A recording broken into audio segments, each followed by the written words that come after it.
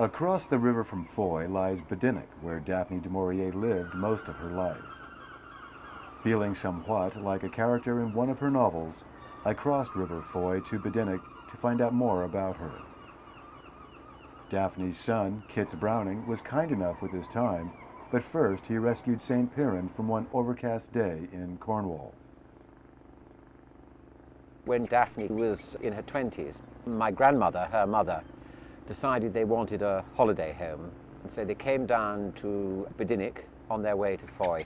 Noticed this house, which was then a boatyard, was up for sale, and almost immediately Daphne fell in love with it and said to her mother, "Oh, you know, we must have this. This is going to be the answer to all our prayers."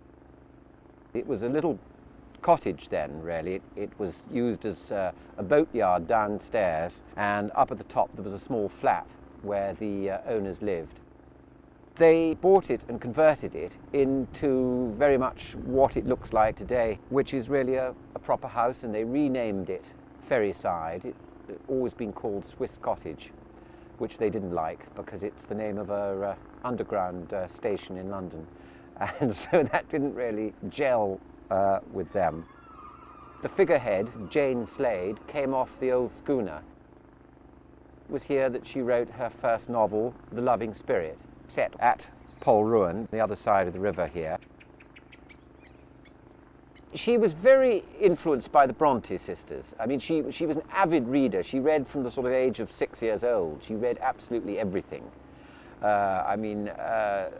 Robert Louis Stevenson, Treasure Island, all those adventure stories, Walter Scott. She was very influenced by Catherine Mansfield.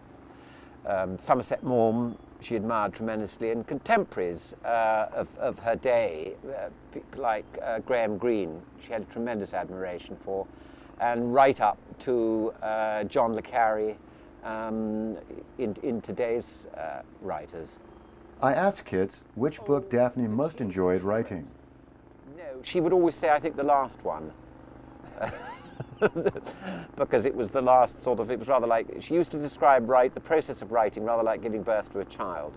It was a sort of 9-month thing, and the last sort of couple of weeks were pretty unpleasant and painful. And then there was a tremendous relief once she'd given birth to this story, a book, whatever it was. And then she'd forget about it quite quickly, and then it'd go on to the next.